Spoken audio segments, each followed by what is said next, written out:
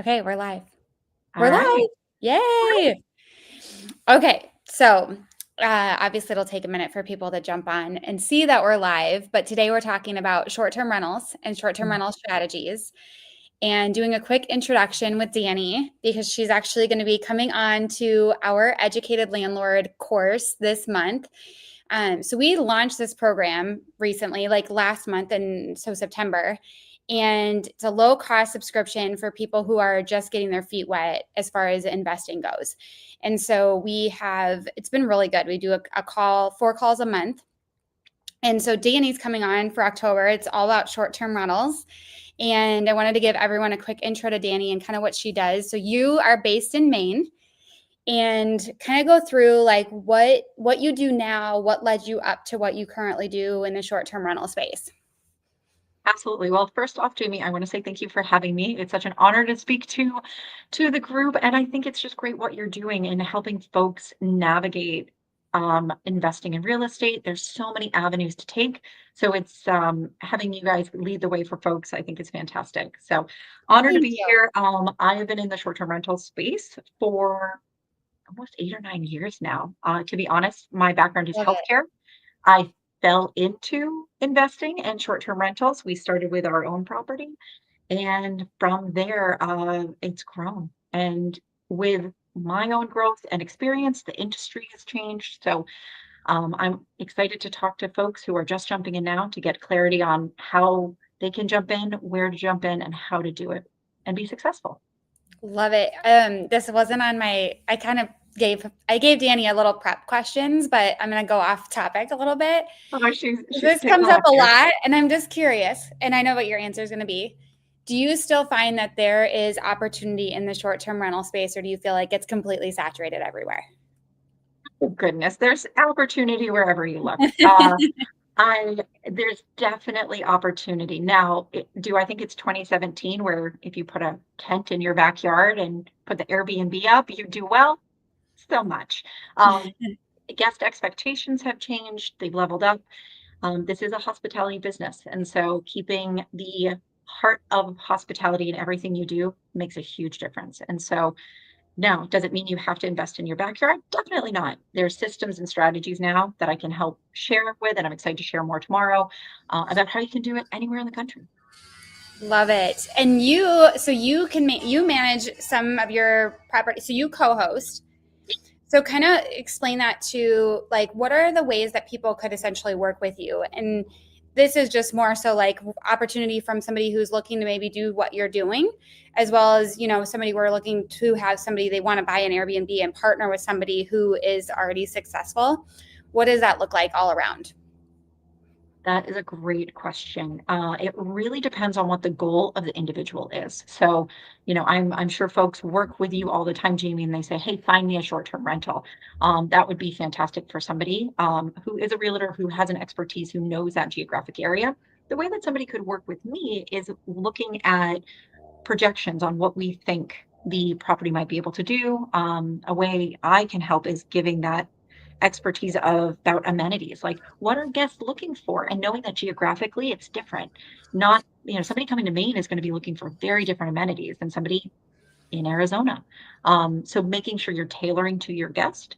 I know with working with me, I've worked with folks who are standing up their first short-term rental. I've consulted with folks so that they're successful when I set them up, they can take the reins back.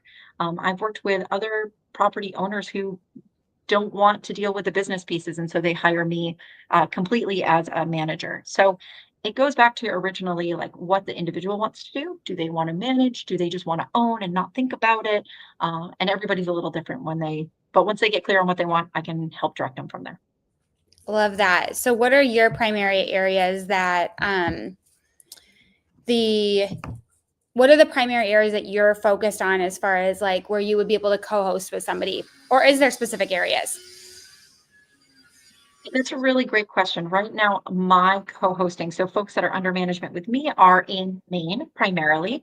But I work with people all over the country in terms of what their goals are. So the real key is this somebody who wants to manage it themselves? I can teach you how to do that, which which tech to use. There's a lot of great tech out there. Some of it is a little overwhelming. So navigating that so that you can stand it up and run it, that you're not getting yourself into a second job. Um, you know, otherwise, do they want to stand up and run multiple, or do they just want to take advantage of the bonus depreciation, which is on the table right now? How can we talk through that and game plan Yeah. that? So it is kind of individual, but I'm happy to chat with everybody tomorrow on our call about the different needs that they might have. Yes, love it. Okay, so tomorrow we will be, I cannot believe I came outside and we have new construction right next door, which is awesome. I love new construction, so I'm not even mad about it. But so tomorrow we'll be doing a masterclass with Danny. We'll be digging into how to make your Airbnb success, or your short-term rental. Airbnb is like Kleenex, right? It's like the word that we use, but you actually go across multiple Yeah, platforms now. short-term rental in general. Yeah, there's a lot of different avenues. Direct bookings too. That's something we can talk about as well. Oh my God, I would personally would love to talk about that, because that's one thing we haven't successfully, well, we haven't even looked into it yet. I've always focused on the real estate piece, and then the short-term rental. Like you said, the short-term rental is like, we bought one and it did so well on Airbnb. We didn't even need to go outside to other platforms. But now with the market being a little bit more, you got to step up your game and get in more places. And we got people who want to repeat book. And why not Yeah, let them, give them an opportunity if they're staying this year, repeat book directly with you. So it's always been in the back of my mind, and it's just something I haven't implemented. So I would love to dig into that. most So definitely. what I was going to ask you one more question. I can't remember.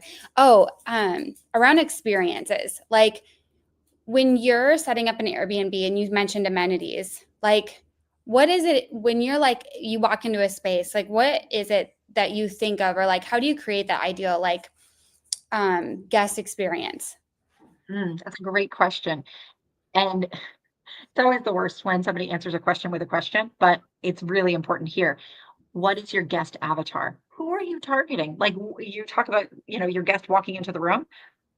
Who's your guest? Is it a professional on a business trip, or is it a family? So Mm, really getting into the mind of who's going to be enjoying the space and then reverse engineering from there. But it starts with that question of who is the primary person who is booking your place. And if you already have a place, you have data, you have that right. information, right? So, download that, figure out who the average person is, and then tailor and tweak for next season to that person. How can you make it better? Is it, more USB plugs for phones, or is it, families? Is it kids silverware and utensils and Mm, high chairs, whatever the case, or a sound machine?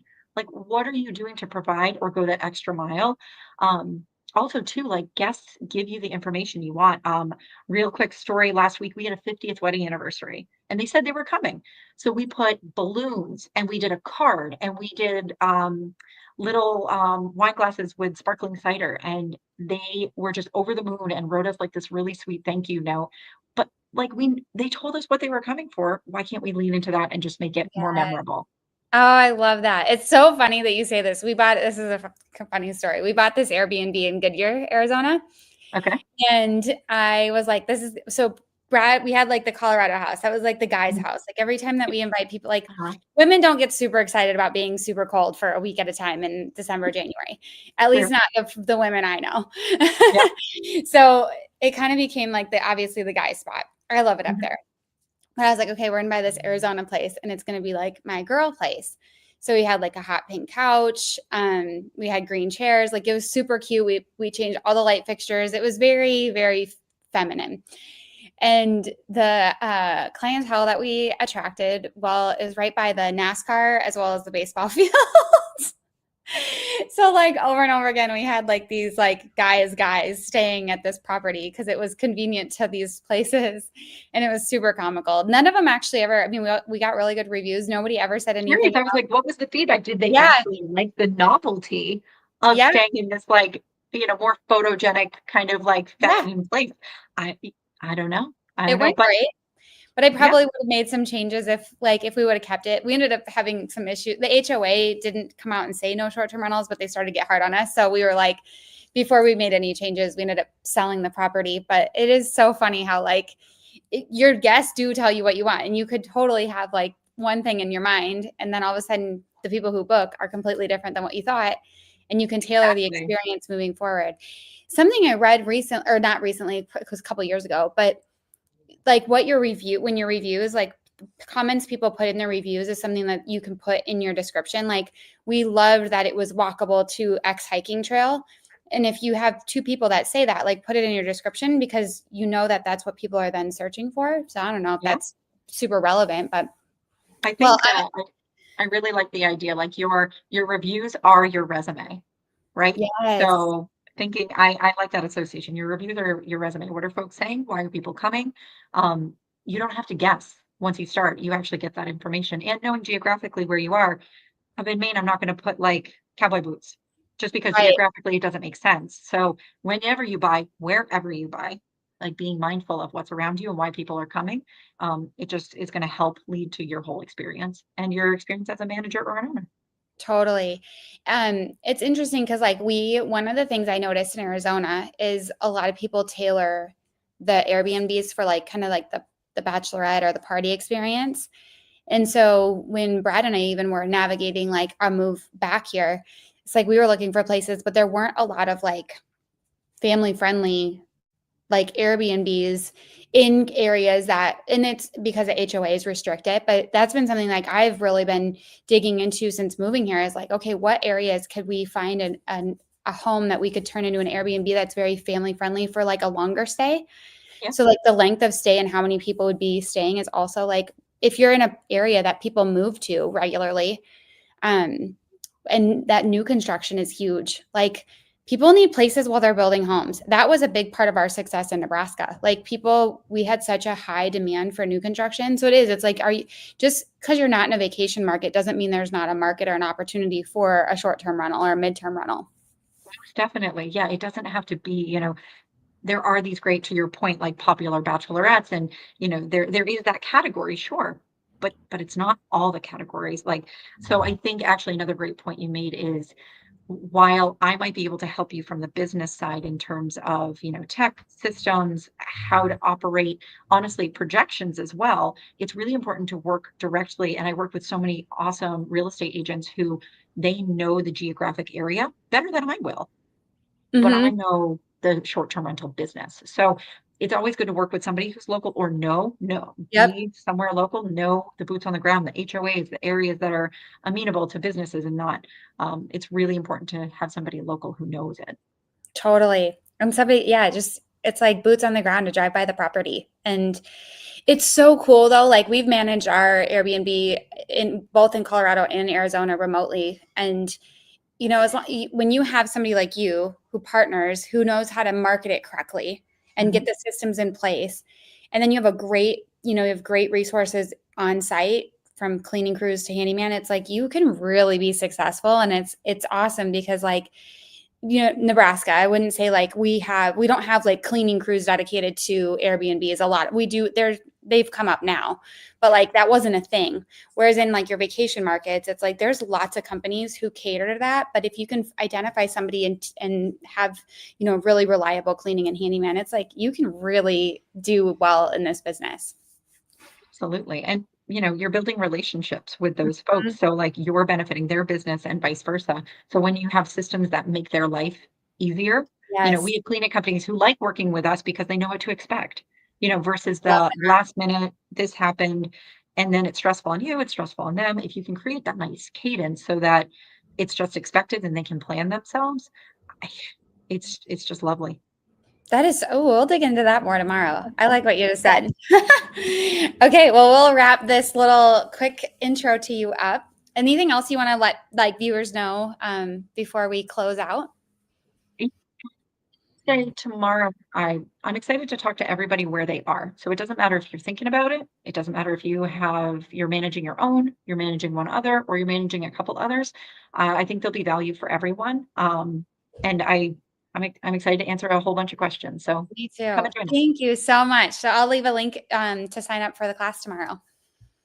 We'll see you Thank then. you. Thanks. Bye.